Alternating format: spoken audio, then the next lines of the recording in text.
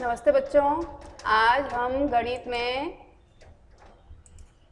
Part 13 सबसे लंबा कदम मतलब किसका कदम सबसे लंबा होता है। जो छोटे होंगे उनका छोटा कदम होगा और जो बड़े होंगे उनका बड़ा कदम होगा। तो चलो अब पढ़ते हैं सबसे लंबा कदम। 3 दोस्त खरगोश, हाथी तथा हिरण एक साथ पार्क में खेल रहे थे। देखते हैं कौन पत्थरों का पुल सबसे पहले पार करता है। कौन कहता है? ये देखो हिरण कह रहा है। उसके बाद पर तुम दोनों तेज भागते हो और मैं धीरे चलता हूँ। मुझे पता है तुम में से ही कोई पुल पहले पार करेगा। मैं तो नहीं खेलता यह खेल। कौन कहता है? हाथी, क्योंकि वो धीरे चलता और हिरण और खरगोश जल्दी जल्दी भागते हैं।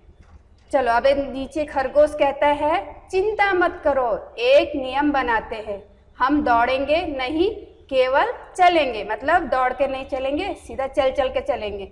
हाँ, इसमें बहुत मजा आएगा क्योंकि कदम देखेंगे फिर किसका बड़ा कदम होगा। वे खेलने लगे। कितनी हैरानी की बात है कि अंत में हाथी जीता। बच्चों, आप लोगों को पता है हाथी क्यों जीता? आपको समझ में आ गई होगी क्योंकि हमारा पाठ का नाम भी क्या है? सबसे लंबा कदम। तो देखो कौन जीता? हाथी जीता। क्यों जीता? क्योंकि हाथी के कदम बड़े बड़े थे, लंबे लंबे थे और खरगोश के तो बहुत छोटे होते हैं। भले ही वो भागता तेज है लेकिन उसके कदम छोटे होते हैं। और हिरण के भी वो भागता है लेकिन उसके कदम जो है चलेगा तो धीरे धीरे चलेगा। देखो इसमें है दूसरा, क्या तुम बता सकते हो हाथी क्यों जीता? ये हमने बता दिया, क्योंकि हाथी के बड़े कदम थे। कौन सबसे लंबे कदम उठाता है? हाथी। इस कहानी को नाटक के रूप में खेलो। अब देखो इसमें नाटक के रूप में अगर हम घर यहाँ स्कूल में होते हैं तो आप लोगों को खिलवाते हैं, फिर भी ये देखो ये करके देखो, ये दिखा रखा है उदाहरण के लिए। आप ये घर पे भी कर सकते हो। मैं यहाँ बैठता हूँ, मैं पता करके देखता हूँ कि मेरा दोस्त कितनी दूर बैठा है। देखो दो दोस्त हैं, एक दोस्त इस बेंच में बैठा है और दूसरा दोस्त इस बेंच में। तो ये देखो आपको दिख रहा होगा ये एक्शन से कि ये दोस्त जो है यहाँ इस बेंच से और इस बेंच अपने दोस्त तक आने में कितना कदम चलेगा। तो चलेगा तो कितना कदम, फिर वो कदम गिनेगा। 3-4 दोस्तों का एक समूह बनाओ। ये तो हमको अगर हम होते तो हम अभी नहीं करते, पर अभी हम स्कूल में नहीं है, फिर भी आप लोग घर पे ही अपने दोस्तों के साथ कर सकते हैं। तो अपने परिवार के लोगों के साथ भी कर सकते हैं। ये देखो 3-4 दोस्तों का एक समूह बनाओ, लाइन खींचकर यह पता लगाओ कि किसके कदम सबसे लंबे हैं। दूरी पता करो कि मतलब कदम हमने गिनने हैं, दूरी पता करनी है कि किसके कदम सबसे लंबे हैं। क वाला है अपनी कक्षा के दरवाजे तथा किसी खिड़की के बीच। अब आप कक्षा में तो हो नहीं, घर में हो, तो घर में आप अपने दरवाजे से लेकर अपने अंदर कोने वाले दरवाजे तक या खिड़की तक आप नाप सकते हो। ब्लैक बोर्ड पर जहाँ तुम बैठे हो या जहाँ तुम बैठे हो तो स्कूल का काम है, लेकिन अगर घर पे हो आप लोग तो आप लोग अपने दरवाजे से लेकर जहाँ से आप एंटर करते हो वहाँ से अंदर एकदम कोने तक आपके कितने कदम होते हैं आप वो गिन सकते हो। यार आपके मम्मी पापा, जैसे आपके तो छोटे कदम है तो लगा लो आपके करीबन 10 कदम होंगे, तो आपके मम्मी या पापा के कदम करीबन 6 होंगे, क्योंकि वो बड़े हैं तो उनके कदम बड़े होंगे और आप छोटे हो तो आपके कदम छोटे होंगे। चलो अब आगे देखते हैं।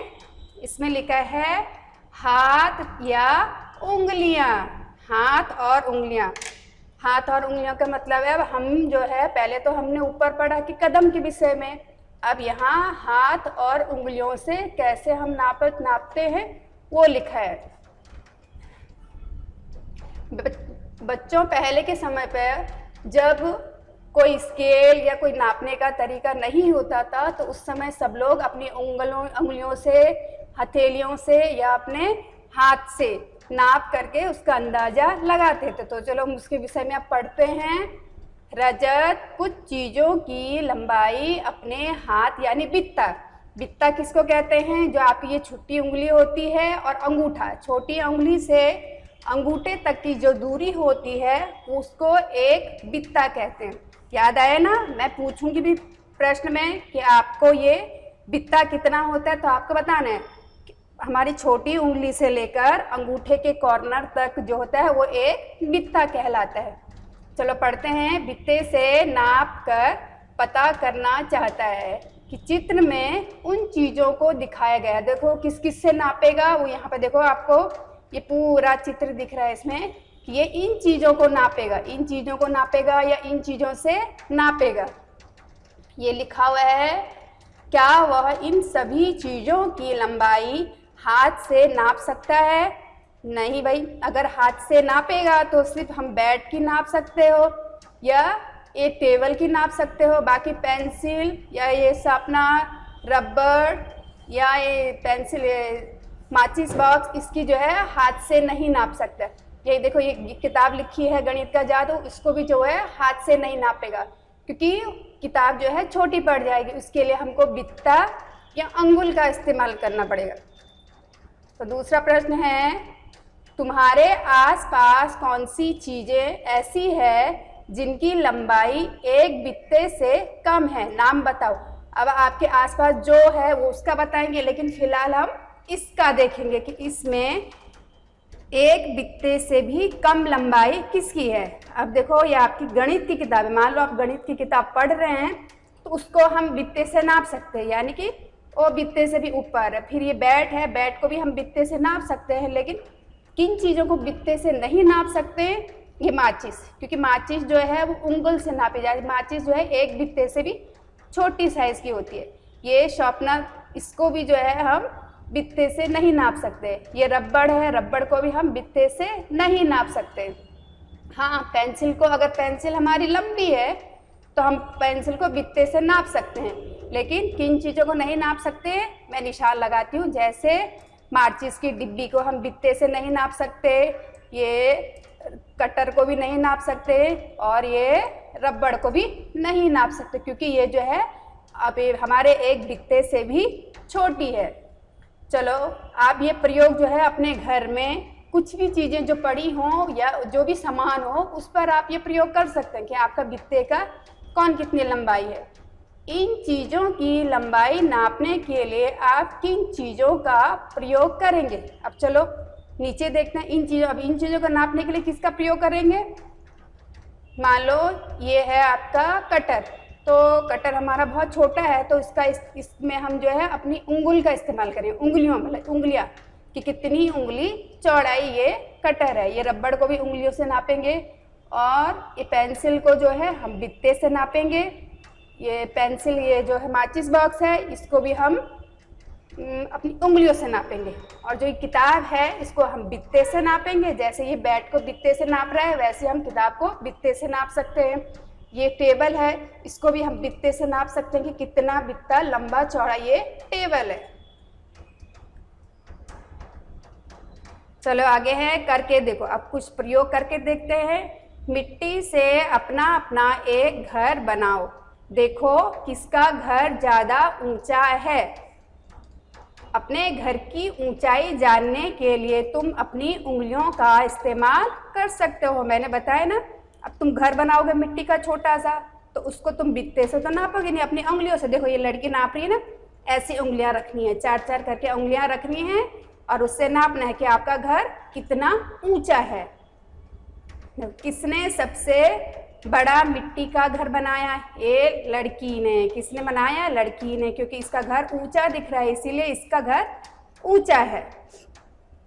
किसका मिट्टी का घर सबसे छोटा है? उसके भाई का, क्योंकि उसके भाई ने छोटा बनाया। उसकी अंगुल देखो, उसकी कम से कम 4 अंगुल का होगा और उसकी बहन का जो है 4 नहीं, उसका होगा करीबन 6 अंगुल का। उसकी बहन का देखो यहाँ से लेकर यहाँ तक है, इतना लंबा है। तो इस बहन का बड़ा है और भाई का छोटा है। चलो उससे नीचे देखो, अंदाज़ा लगाओ। अब हम कभी कभी किसी चीज़ों का अंदाज़ा लगा के बोल सकते हैं, क्योंकि हमने कई चीज़ें ऐसी होती जो नापी नहीं रहती हैं तो उसमें हम अंदाज़ा लगा कर बता सकते हैं। देखो इस चित्र में 2 नारियल के पेड़ दिखाए गए हैं। देखो नारियल के पेड़ दिखाई दे रहे हैं ना, 2, एक बड़ा है और एक छोटा है। इनमें सबसे बड़ा पेड़ 6 मीटर ऊंचा है। ये जो पेड़ है ये जो क्या है 6 मीटर ऊंचा है। कितना मीटर ऊंचा है? 6 मीटर। तो देखकर बताओ कि दूसरा नारियल का पेड़ कितना ऊंचा है। अब देख के बताओ दूसरा नारियल का पेड़ कितना ऊंचा है। तो हम कैसे अंदाज़ा लगाएंगे? हम देखेंगे भाई 6 मीटर ये ऊंचा है, तो ये जो छोटा वाला पेड़ है वो उसके ठीक आधा दिख रहा है, ठीक आधा दिख रहा है। इसका मतलब अगर ये 6 है तो 6 का हम 2 भाग करेंगे। ये 6 मीटर है तो 6 मीटर का 2 भाग करके कितना होगा? 3 मीटर। तो छोटा वाला जो पेड़ है वो कितना मीटर का होगा? 3 मीटर का। यहाँ पे लिखो, जैसे ये 3 मीटर का है। कितने मीटर का है? 3 मीटर का। आपको समझ आई बच्चों?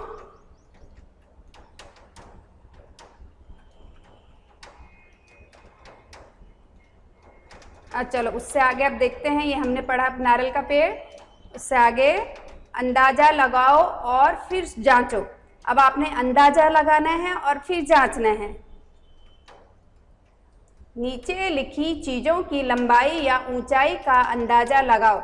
उन चीज़ों के असली माप से अपने उत्तर को जांचो। देखो मैडम की चोटी कितनी लंबी है। अब मैडम की चोटी नापने के लिए आपको स्कूल में आना पड़ेगा, पर स्कूल में तो अभी बंद है। चलो फिर भी हम अंदाज़ा लगाते हैं कि मैडम की चोटी करीबन करीब होंगी 5 हत्ता तो होगी ना 5 हत्ता। ये देखो नाप रहे हैं ना, बच्चा दिखाई दे रहा है, मैडम जो है बोर्ड पर लिख रही है और बच्चा जो है मैडम की चोटी नाप रहा है। तो इसी प्रकार हम भी जो है अंदाज़ा लगा कर, देखो यहाँ पे वस्तु का नाम लिखा है और यहाँ पे हमको मेरा अंदाज़ा। अब मैं अपने अंदाजे से लिखूंगी, आपने यहाँ पर मेरा पढ़ना, मतलब अपना। मैंने तो अंदाज़ा लगा, मैं यहाँ पर अंदाज़ा लगा के लिखवाऊंगी, पर आप यहाँ पे अपनी उंगलियों से नाप करके लिखेंगे। मेरी उंगली और आपकी उंगली में भी फ़र्क है, क्योंकि मेरी उंगलियाँ मैं बड़ी हूँ तो मेरी बड़ी उंगलियाँ होगी मोटी, और आप छोटे हो तो आपकी छोटी और पतली होगी। तो आप अपनी उंगलियों के हिसाब से यहाँ पर लिखना। मैं ये आपको बता देती हूँ कि मेरा अंदाज़ा कितना है। अब लगाओ गिलास। गिलास कितने उंगल ऊंचा होगा? मेरी उंगली के हिसाब से यहाँ पे 7 उंगल। कितना होगा? 7 उंगल। फिर उसके बाद बाल्टी, तो बाल्टी करीबन कितना बिकता होगा? 3 बिकता हो सकता है ऊंचा। उसके बाद तुम्हारा हाथ। अब तुम्हारा हाथ तुम माचिस की तीली से नाप सकते हो। तुम्हारा तो कितना होगा? करीबन 3 माचिस की तीली जितना अपनी हथेली लंबी होती है। फिर उसके नीचे शिक्षक की मेज़। अब शिक्षक की मेज़ को हम नापेंगे तो करीबन 5 बित्ता होगा। कितने? 5 बित्ता। यहाँ पे 5 बित्ता लिखेंगे। ये मेरा अंदाज़ा है, आप लोगों का नहीं। आप लोग घर में प्रयोग करके फिर यहाँ पे लिखना है।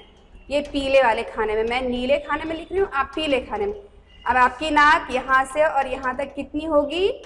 करीबन 3 उंगली। फिर पानी की बोतल। अपनी पानी की बोतल को अगर नापोगे तो करीबन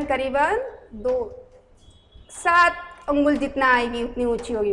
फिर तुम्हारे बाल। अपने बालों को नापो। मेरे अंदाजे से मेरे बाल तो है 3 बित्ता करीबन। मेरे बालों की जो लंबाई है वो 3 बित्ता है। लेकिन आप लोगों ने जो है, मैंने अपने अंदाजे से यहाँ पर लिखा है। आप लोगों को परिणाम के लिए क्या करना है कि खुद ही इनको नाप करके उंगलियों से, बित्ते से या माचिस की तीली से यहाँ पर उत्तर लिखना है। चलो आज का वीडियो यहीं पर समाप्त करती हूँ। अगले वीडियो के इंतज़ार में। धन्यवाद।